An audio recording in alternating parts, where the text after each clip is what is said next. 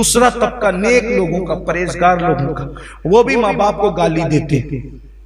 اب وہ کیسے دیتے ذرا اس طرف آ جائیں تاکہ بات سمجھ میں آئے۔ اللہ کے رسول علیہ السلام نے فرمایا، اے میرے صحابہ، اپنے ماں باپ کو گالی نہ دو۔ کیا فرمایا؟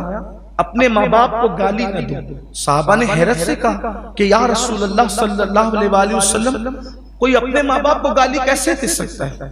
ظاہر سی بات ہے وہ نیک لوگ تھے، پرہیزگار تھے، اللہ والے تھے، تو ان کو حیرت ہوئی کہ یا رسول اللہ صلی اللہ علیہ وآلہ وسلم، کوئی اپنے ماں باپ کو گالی کیسے دے سکتا ہے؟ اب دیکھو ہم ایک دن میں اپنے ماں باپ کو کتنی گالی دیتے ہیں، ذرا اس پہ دھیان دینا۔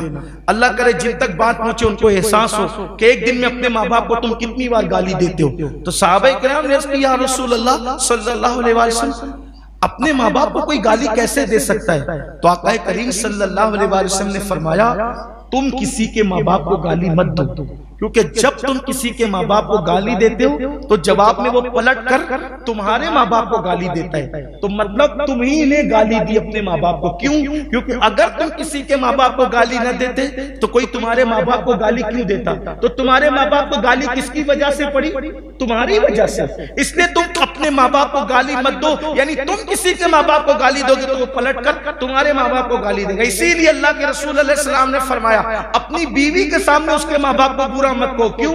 تم اپنی بیوی کے سامنے اس کے ماں باپ کو برا کہو گے، تمہاری بیوی پھر تمہارے ماں باپ کو برا کہے گی۔ گویا کہ تم ذریعہ بنے، تم سبب بنے اپنے ماں باپ کو گالیاں دلوانے کا، گالیاں کھلوانے کا۔ اب سوچو ایک دن میں کتنی بار اپنے ماں باپ کو گالیاں دلواتے ہو، تو گویا کہ تم خود گالی دے رہے ہو، سبب تم بنے ہو۔ ایک بات اور آگے بڑھ کر عرض کر دوں، اسی لیے اللہ رب العزت نے قرآن میں بھی فرمایا کہ کسی کے خدا کو برا مت کہو، کسی کے خدا کو گالی مت دو۔ یہ جو اور دوسروں کے جو خدا ہے نا، جو دوسرے معبودان باطل ہیں، جو دوسروں کے جھوٹے خدا ہیں، ان جھوٹے خداؤں کو گالی مت دو۔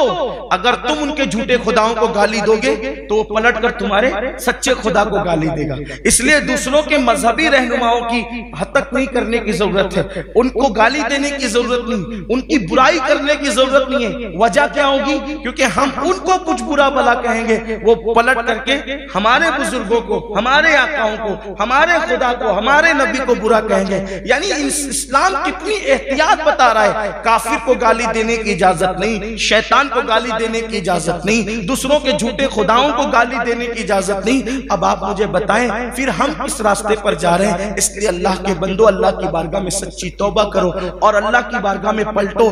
آج سے یہ عہد کرو کہ کتنے بھی غصے میں آئیں گے کبھی گالی نہیں دیں گے۔